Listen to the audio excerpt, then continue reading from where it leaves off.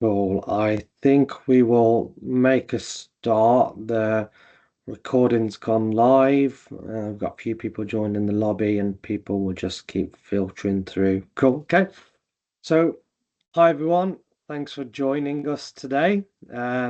So today's session is really a follow-up from previous sessions that we've run around our Proactive Discover series here with Mint. So in previous sessions, we've gone through what is Proactive Discover, what the various flavors or versions of Proactive Discover might be for your business. And today is, I think it's our third webinar in the series. And I'm joined here by Pete today from one of our customers, Searchlight Electric. So today's session is all around how Searchlight Electric optimize Microsoft D365 with the use of Proactive Discover and Mint.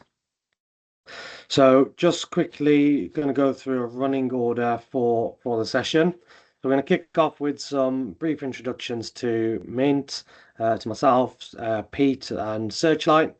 Then we'll go into a little bit about where Searchlight's position was, what challenges they were facing and why they required a new partnership and we're looking to partner with somebody around tackling their issues. We'll then go through the Discover approach that we carried out together in partnership to address some of these challenges, what the deliverables of the engagement were, and finally follow up with some feedback from Pete on the engagement and the impact it had on the business. So that's really the running order. So let's kick off with some introductions. So I'm Amar, Head of Solutions here at Mint UK, been implementing Dynamics for well over 10 years now, both across partner side and customer side. Mint Group, we are a full stack Microsoft partner.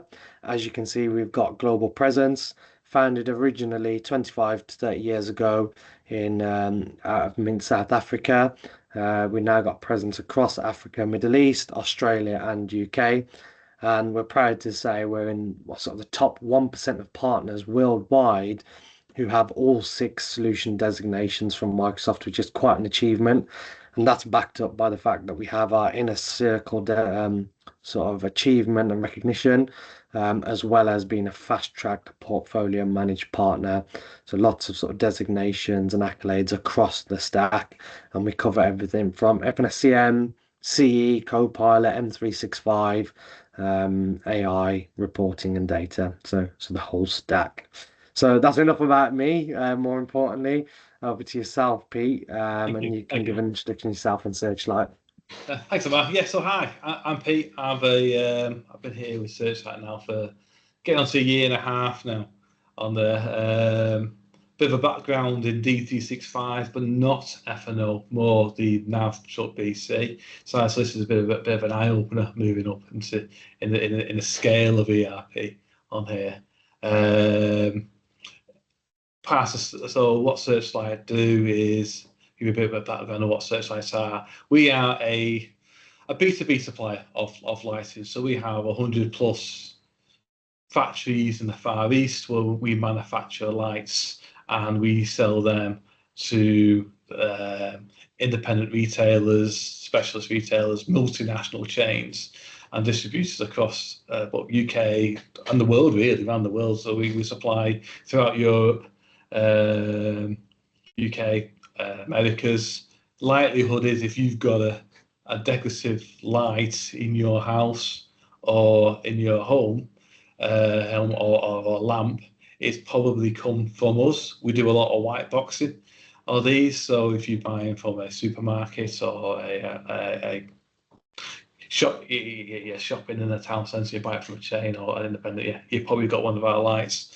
Currently, it's our 80th year of trading this year. So in fact, it's our 80th anniversary on Tuesday next week. So it's all party mode at the moment here at Searchlight. We've got a few events going on as well. But it's it's exciting times for Searchlight at the moment. We're doing some good work at the moment, and they got a few things in the pipeline as well, especially around the 80th year.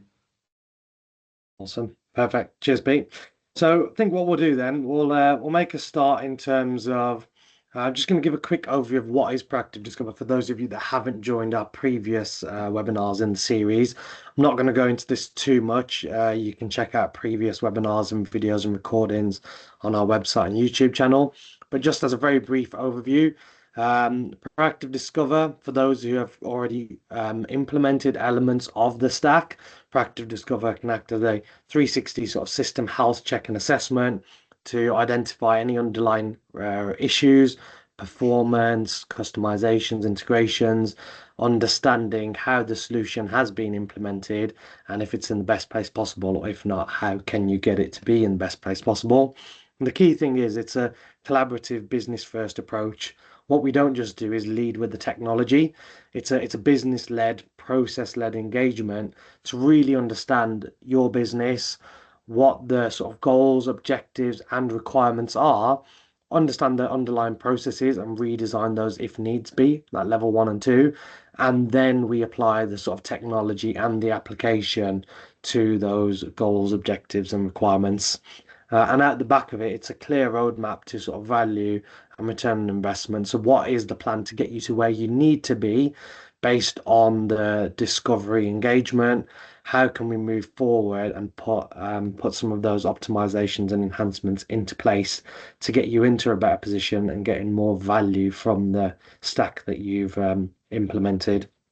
So that's just a very brief overview of Discover before we move into the webinar. So I think really that the starting point piece is, I mean, we engaged probably earlier this year. I think it was Yes. around sort of March, April time we first came down to meet you in Manchester. So tell us a little bit about the position that you were in at the time.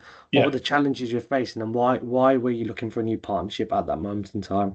Yeah, I mean, I think where the moment is, there were several reasons yeah, we're looking for a new partnership. I don't think we're all very happy with where we were at the time. There's the obvious reason, well, actually, contracts come up for renewal, but that wasn't the reason. That was more the catalyst on there. It gives us the opportunity to start looking in the market. We weren't happy with who we currently were with. I think it says on the first bit of the slide here is we felt that the application itself was installed but not delivered. And I think that's probably the key feature out of all of it on this is the real reason why we're looking to move away from where we were at the time, is that we weren't getting the benefit out of the ERP platform on there. There was because of that, there was low adoption of the system. It is had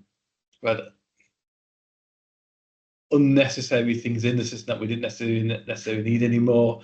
So we had, in fact, it said that we hadn't maximised the automation or power of the full capabilities. In fact, if you look at it, we had no automation inside our system. We're very much manual processes.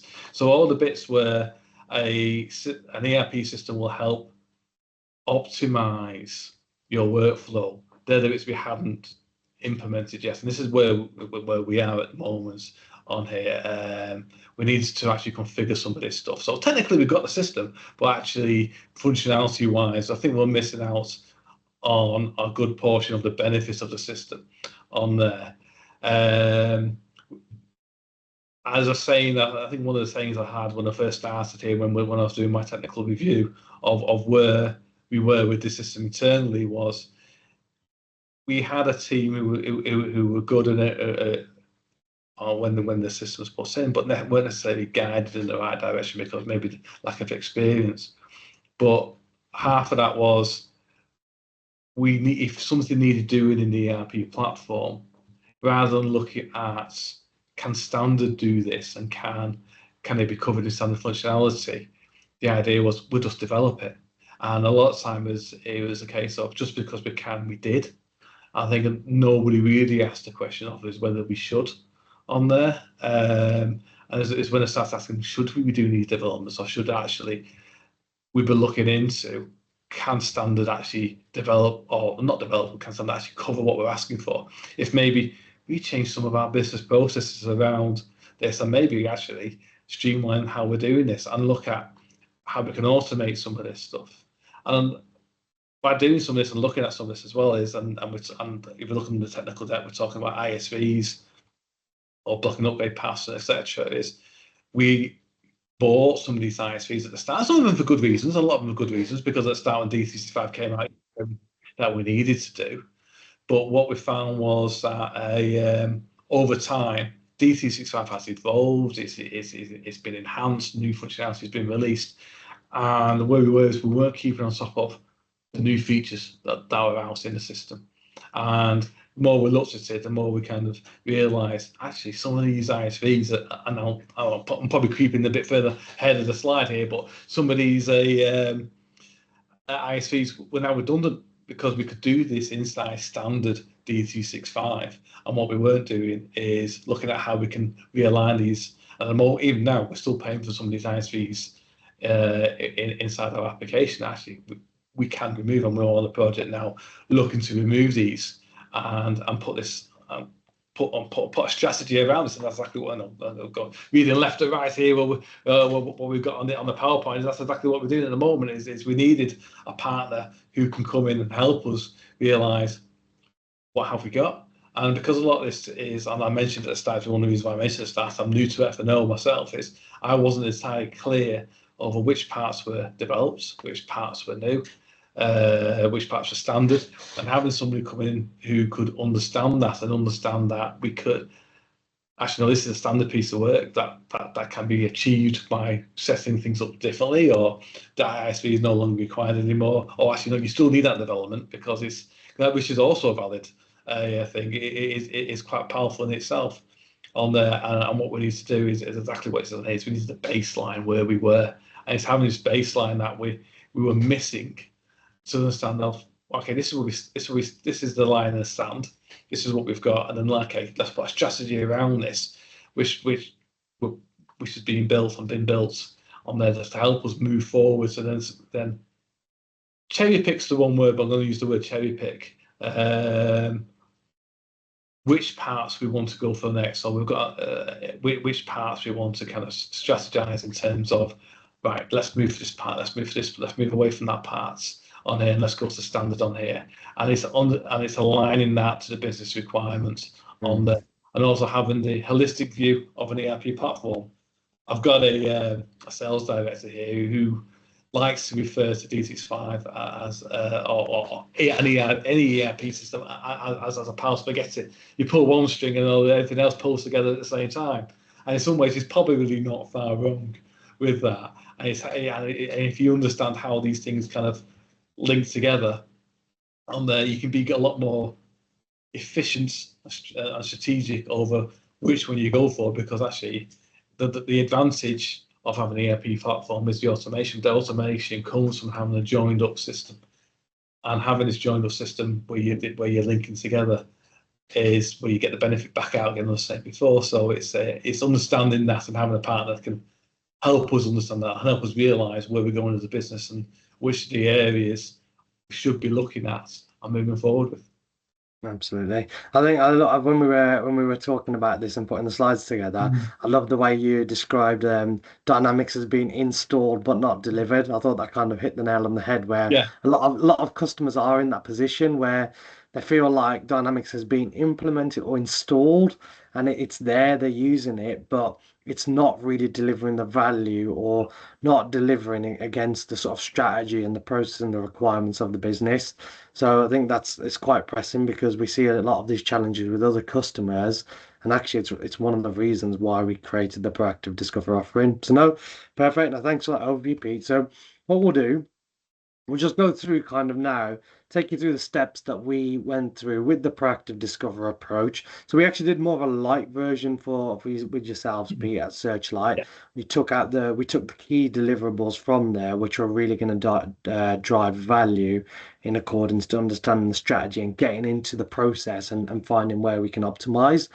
So first step really was an onboarding session. So we all met, we had a kick-off, we aligned in terms of what the engagement's going to look like. The first key set of workshops then was Envision workshops. So really understanding across number one, central strategy, but also within the value streams, what are the pain points and challenges and what are we trying to address? and actually what do we want to move to? What is the vision of the business and the departments within the business? We took that information then into the solution assessments, and it's really key we do it that way because when we move into the solution assessments, it's really easy to get lost in the detail and the Mhm. process and the lower level requirements. But because we've got that vision behind it and we understand the strategy and where we need to move to, any Yeah, process or requirement type discussions we had then all align back to the strategy. Do we want to make more use of automation? Do we want to have better efficiencies? Do we want to reduce costs? What are the goals and objectives of the business? Do we want a better customer experience? All of those kind of things are taken into account when we do the solution assessments. So, having come away from the workshops, then the next key step was the creation of the business process library, which is one of the key deliverables of this process. So, I'll go into that in a little bit more detail on the next slide. Following on from the creation of the taxonomy and the business process library, we then structure that and do the business value assessment and Moscow rate anything. So at the back of that, you had a list of sort of backlog items, didn't you, Pete? And yeah, that's against it. that, we did some Moscow ratings, and it was really good to sit down with yourselves and the team to Yeah. understand what are the priorities, and we did quite a lot of prioritizing of the items there.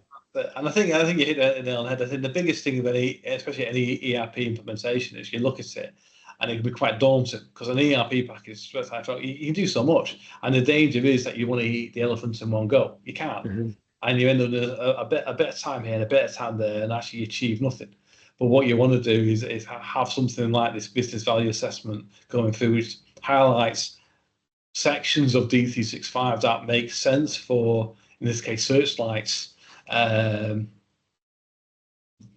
business value or business requirements even on there. And that way we can say, well, these are the requirements. It's built on the business requirements on here, and say, okay, this is going to have a big impact, and this isn't going to have a big impact. And it's not until you put it down on a piece of paper you can really start to drive that. But when you're new to an application or you're overawed with an application, it's hard to get that down. It's hard to see that, and it's seeing the wood for the trees, isn't it? It's seeing the wood for the trees, and that gives it that visibility. Absolutely. Perfect. So yeah, and then so once we wrapped up all that and we've output and created the process library, the backlog and the value assessment, it's then a handover of all the deliverables where we sit down when we sat down with Pete and his team over at Searchlight to take them through. This is the output, this is where we are, and then it's creating the next steps off the back of that. Yeah, So really great engagement with the whole Searchlight team. And what I found is quite positive is the team were really engaged and you can see they're really bought into the process. And it was quite interesting because we uncovered a lot. We were yeah. able to pick out what customisations you've got. We went across F&SCM, across CE. You're doing a lot with sort of CRM and all that kind of stuff as well. And That's, it was what was really obvious to us and the team was you are customer focused. Everything you do is about how can the customer have a better experience, slicker experience, and that was really visible throughout the process. So I thought it was a great engagement. that's it. That's it. I think with the engagement, I must admit, I said it shot me a little bit because we even got the MD on it for most of Yeah, it, we which is did. great because if and I think that's one of the big things with any kind of project like this is if you've got someone who's got the buy-in from the board, like we had this project had the buy-in from the board, it helps drive this back with the rest of the business because if MD's doing it, the rest of the business will follow suit as well. Absolutely. That is one of the key things in terms of why these engagements are so successful. If you get the right level of buy-in and you drive that strategy and show the importance of this, I think that's why it was such a successful engagement with yourselves. You had the right people in the room. So just in terms of deliverables and for Searchlight, so first thing was a process library. What we did is all level one and level two processes across all of the key value streams were created and delivered to Searchlight. This highlights integrations, touch points to third-party applications and off-system activities, as well as structures it into a taxonomy that is relevant to the industry that you're operating in. Off the back of that, then we had a suggestions report. So, having been through the workshops and the discussions with yourselves, there was a delivery of a suggestions report to say these are the areas that you can actually optimize and enhance that will drive the value for the business. And all of the backlog items were linked to the process library to show you what process they were affecting in order to help you make a decision on prioritizing those. And then against that, we said we did, sort of the business value and the Moscow rating to deliver a clear roadmap of items and how those are going to unlock sort of new value from D365. So just touching on the process library, it just gives you a bit of a feel for kind of what we do with the process library. It is aligned to the Microsoft release and the One Vision. Microsoft over the past year have created their own sort of business process taxonomy. They're trying to keep it up to date. But what we do as Mint is we take that sort of structure, but we tweak it based on best practice and industry knowledge and all of our implementation experience, and we tailor that to the customer. So firstly, we make it industry specific and strip out anything that is irrelevant to a particular industry. And secondly, as we have the discussions with the customers, we make a tailored set of process flows to you so you can see your applications, your processes, your requirements. And that sort of stands in good stead then for any further engagement as we move into implementation, because you've got your level 1 and 2, and then it's really easy to build the level 3 and 4 off the back of that, and everybody knows sort of the route and the strategy.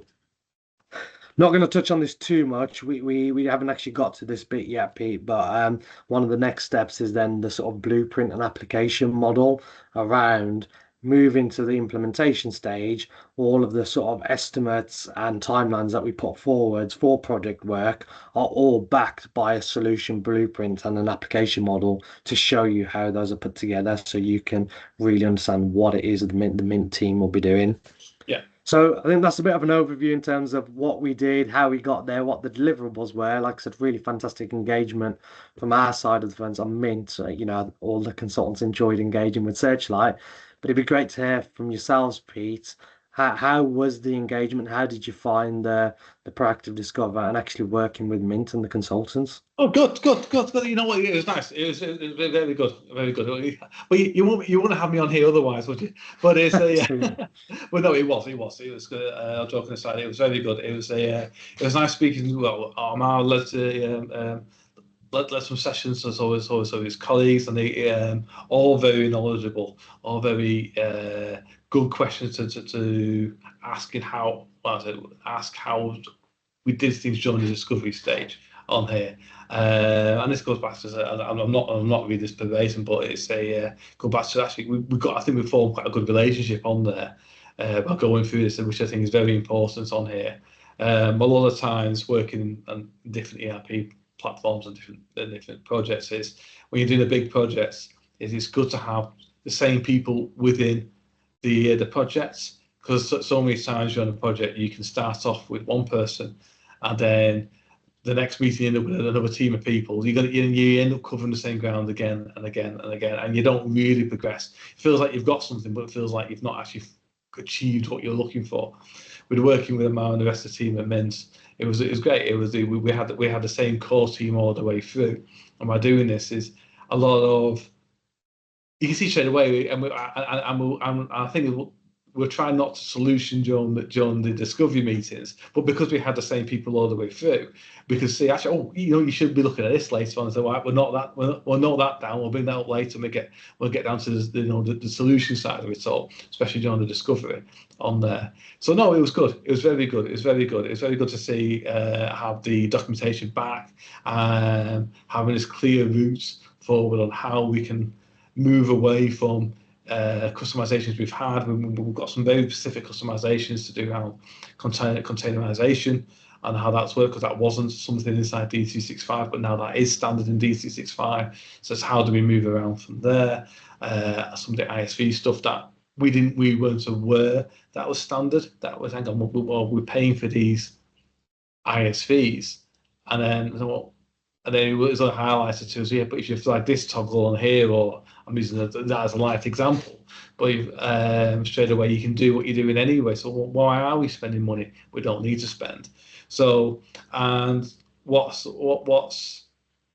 ironic is when you start putting this down on a piece of paper, and then you start looking at a strategy of how to put this together with the Moscow ratings on there, is that you suddenly realise that what you think might have been a higher priority is when you're looking at against other things on that sheet of paper, is you realise actually no, actually that's a higher priority, that because actually it has, when you look at the paper, that has a bigger impact on how we're going to do that, and how that's going to impact our user experience within the organisation, and also ultimately our customer experience. The better our customers feel serviced, the better we know we're going to do as a business. And ultimately, that's why we're all in this, especially on the corporate side on there. But it's also good to facilitate and support our users as well on there. It was also nice, and that's the last thing, because I want to keep on waffling on, but is I found that the Mint strategy and way of working aligned with how I would do it and how I have done it previously in different companies I've worked at, regarding the as-is approach and moving towards a target operating model. I just call it a 2B, but yes, it's ultimately the same thing on there. So you've got a clear understanding of where you are now to make sure that things aren't missed off. Because sometimes you do something every Tuesday because you do it every Tuesday and you don't want to lose out your 2B. But it's same time, it's good to have that and then write up what you do to write up towards what you should do as well, and how you should do it as well. So no, it's been very good. It's a very good and very worthwhile exercise. To be honest with you, more worthwhile than I thought it was going to be as well on there. Awesome. That's fantastic there. I think it's interesting. So until you get it down on paper and you take a step back and look at it, you don't realize what's going to deliver the most value. Even That's it. when we were going through the engagement, we're like, oh, that's, we can do something there. And when we step back and we saw it, the same thing popping up across CE, F&SCM, and so on, it just became obvious that actually that's our new focus area. So no, really great engagement, and thanks for the feedback, Pete. So just to sort of wrap up and summarize and conclude the session then. So, in terms of where Pete and Searchlight have been on the journey, they've been on the proactive discover journey now to go through everything that we've discussed today and create that new target operating model and actually understand where they can optimize and enhance. And where they'll be going next, the rest of the journey is moving into our proactive transform framework, which is really how we deliver those optimizations, whether that's greenfield and starting from scratch, or whether it's enhancing and optimizing your previous D365 implementation. We take you through our strong, proven, proactive transform framework. And then just a little bit about the other sort of services we offer. As well as a Discover, we offer, traditional implementation services through our proactive transform. We offer advisory services and center of excellences. There's optimization services. We've got IP, and also we have a managed service support offering as well, which I know, Pete, we currently have in place. So really then, just to conclude, what can you do today, or what are the next steps? If you reach out to myself and or follow up from the email that will be sent off the back of this webinar, you can reach out to us to understand how you can start your proactive discover journey today. And what's really nice is there's potentially some funding available for Microsoft, depending on where you are as a business, what you've implemented, what is left to implement. But there's always a potential for us to review that with Microsoft to see if some of this can be part funded or fully funded. And you can start your proactive discover journey today. And then just a quick heads up, and probably a plug for our upcoming webinars.